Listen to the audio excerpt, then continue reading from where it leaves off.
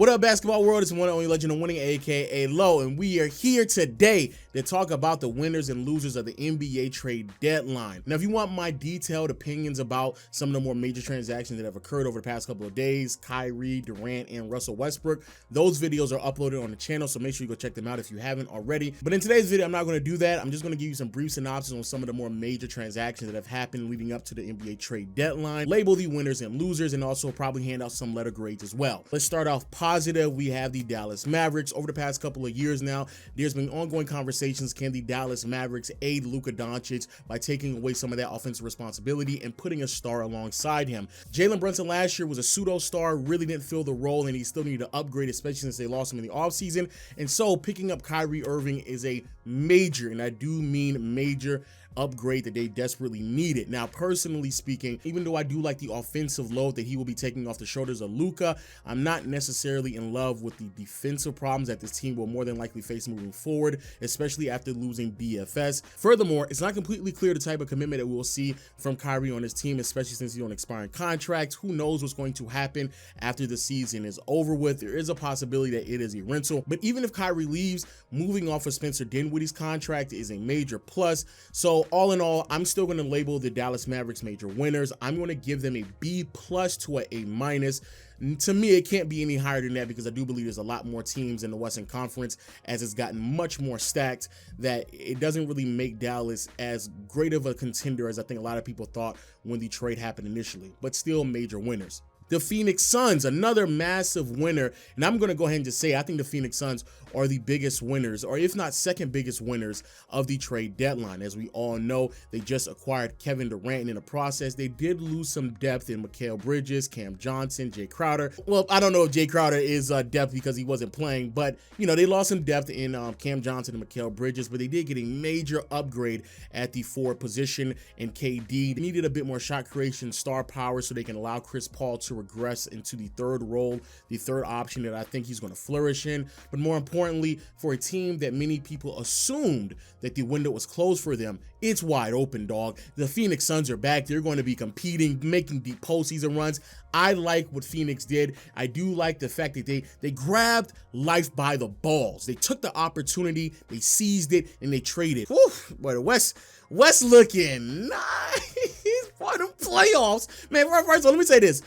We as fans are major winners because the Western Conference was looking kind of like it was I guess like Jokic is gonna just he's gonna just walk it through. I guess like bro, all the things that have occurred, bro, the fans, major winners, A+ for the fans, man. But moving back onto these teams, Clippers, major winners. I'm gonna give them a B to a B+. The reason for this is because ever since they added Kawhi and Paul George to this team, there was two problems with this roster. One was the guard play, and two was the big man play. Zubac was really essentially the only competent big man that they've had on this roster. They fixed that problem this trade deadline by going after Mason Plumlee. And also when it comes to their guard play, everyone was crossing their fingers hoping that the John Wall acquisition would work out because, of course, everybody want to see a good comeback story, but unfortunately, it just didn't. And also Reggie Jackson, as well as he's really come along as an NBA player, still not cutting it for a team that's trying to compete. So they move off of both of those players. They go out and they get Bones Highland for only 2 second-rounders. Wow, Denver.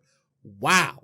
And they also get Eric Gordon from Houston. Eric Gordon, I love the Eric Gordon pickup. A lot of people may not be aware of what Eric Gordon has been doing out there in Houston. Thick body, solid frame. So he's a switchable guard, even when he is standing at like 6'4", 6'5", still can give you some switchability, which is what this team really relies on. He fits in perfectly with this team. Shout out to New Orleans, man. New Orleans went after Josh Richardson. That's a smaller deal.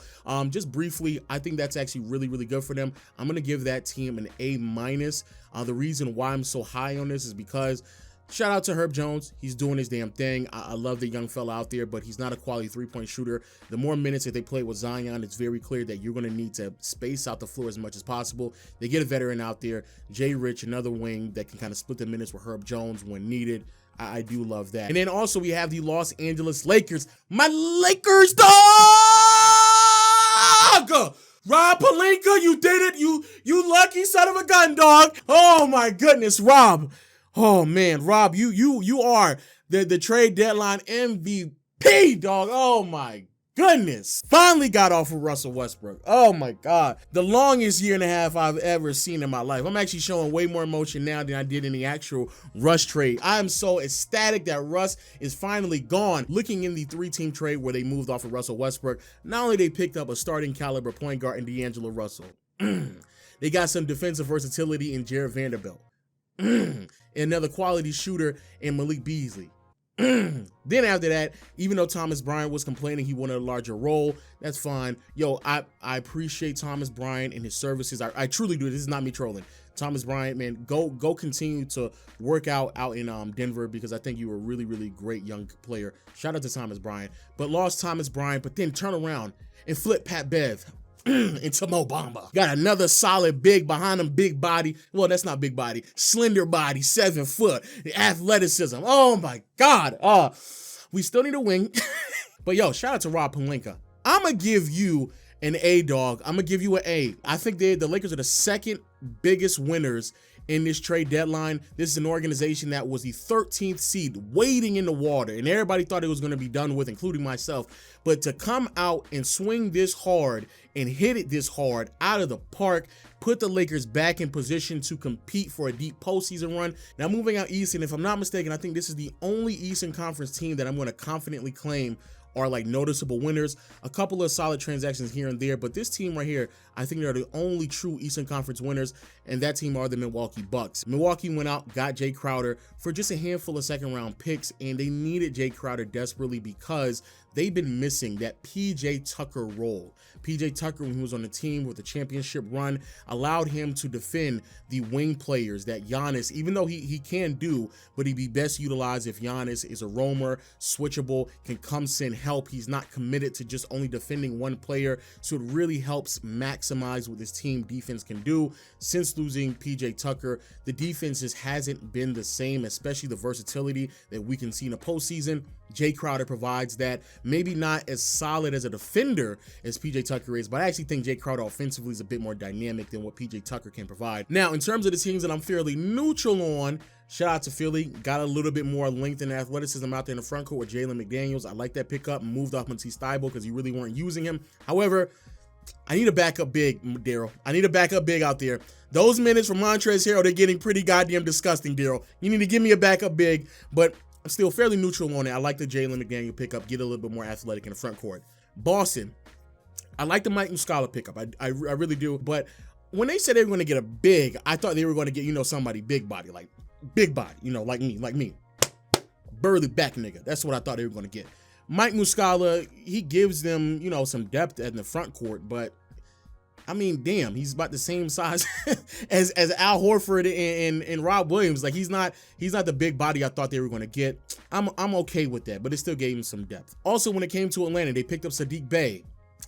I'm borderline almost willing to call Atlanta a loser here. Even though I do like the addition of Sadiq Bey, it's more talent to a team that I think can be a little bit more diverse offensively. His accuracy and efficiency isn't where it really needs to be, but you put him on a team with a quality playmaker like DeJounte Murray and Trae Young. Actually, Trae Young is a great playmaker, and I do think offensively you're going to get a lot more out of him. However, nigga, it's like year 3 of them trying to move John Collins and it's still not working for them. And so because you were not able to move John Collins, I don't really know financially what you're trying to commit to. You're going to have to give Sadiq Bey a contract extension. Same with Bogey, same with Murray. So I don't really know what's the direction that we're heading into. I thought the reason why this team was moving off of certain players like Kevin Huerter is because of the financial commitment that they did not want to make.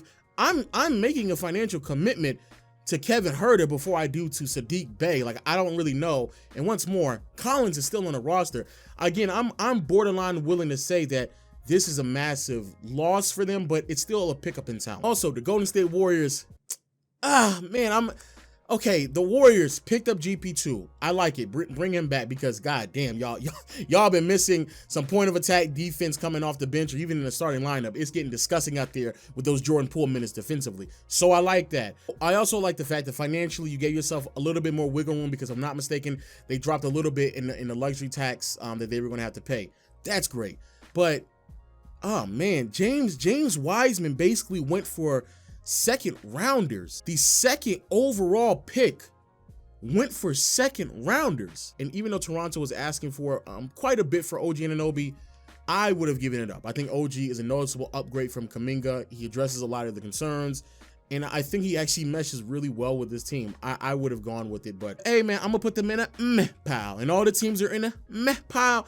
They're gonna get around like a C to a C minus. But now moving on to the clear losers of the NBA trade deadline. Goddamn Josiah and the Brooklyn Nets. But I don't know how you do it, Josiah, but you cease to amaze me, dog.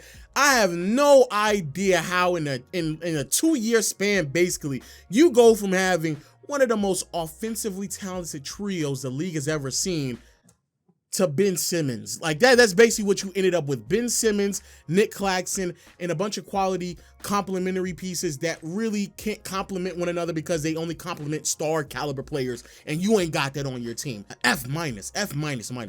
Another massive loser, Chicago Bulls. F minus. Chicago, you do nothing. Chicago, you do nothing? Oh my God. Chicago, you do nothing? Chicago's a losing organization. Vucevic is on an expiring contract. DeMar DeRozan only has 1 more year after this. Kobe White will be looking for an extension. Now all of a sudden there's rumors claiming that Zach LaVine ain't really messing with anything that's going on that team, especially Billy D. I mean, you do nothing? And I think there was like a report claiming that, oh man, you know, the East is wide open. If it is, it ain't for you. Do you know? Does he know? Do they know? Y'all niggas are jokes with bad punchlines. I swear, bro. It's ridiculous. Chicago did nothing. It's a stupid team. Trade Zach LaVine. Why do I have to watch good young players on bad, poorly ran franchises when they don't want to be there? And speaking of somebody who's wasting their years away, but at least this brother's doing it to himself, Damian Lillard in the Portland Trailblazers. Portland, again, once more, does nothing. But I tell you back, they do something, but everything is like at best lateral moves. Hey, yo, my brother Chris Haynes, and I love you, Chris Haynes. I really do. I thank you for your work. I thank you for your efforts. I thank you for what you do, your due diligence in this community, brother. And you're a great role model for people like me, brothers like me trying to get where you trying to get to, my brother. But my goodness, I'm okay with the copy and paste Dame tweets, okay? I'm okay with the copy and paste Portland Trailblazers tweets. I don't need to go another subsection of the year sitting here telling me, hey man, Dame, he ain't running from the grind. Dame isn't running from the grind. That's December. January, Damian Lillard does not want out of Portland. February, Portland Trailblazers not looking to rebuild. It's the same sentences over and over and over again. And it's been like this for like 2 or 3 years. Other 2 losers, Memphis Grizzlies, Sacramento Kings. Only reason why I'm saying that, and the Denver Nuggets for that matter, only reason why I'm saying those 3 teams is because now the Western Conference standings basically don't mean anything. Everything that y'all did for the first basically half of the season means nothing. It is meaningless because all the teams below you all, not all of them, but a good portion of the teams below you all who are trying to compete got significantly better. So the standings in which we see today more than likely won't really matter because we all know Memphis and Sacramento, they are not the 2nd and 3rd best teams in the Western Conference anymore. I gotta make a tier list video ASAP. After this video, I'm making a tier list video because I do want to make that. Finally, a team that may be just as big as a loser as a Brooklyn Nets. We have the Minnesota Timberwolves. My goodness. PU, dog. This is disgusting. It's disturbing. It's concerning. There's no way that you're telling me every single day that passes us by in this NBA season that Rudy Gobert trade looks worse and worse and worse. But the reason why I say that about that Rudy Gobert trade is because every single day, by the hour, by the minute, by the second, that team looks even more midder. Then we look at the Western Conference, it's got way more competitive. So even if you're crossing your fingers and praying to the basketball gods, you Minnesota Timberwolves fans, it really don't matter if Karl-Anthony Towns come back or not.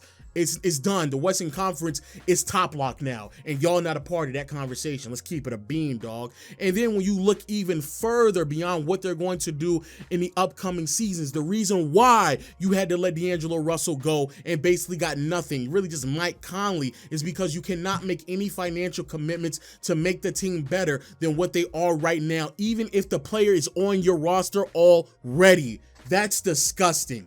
That's disturbing.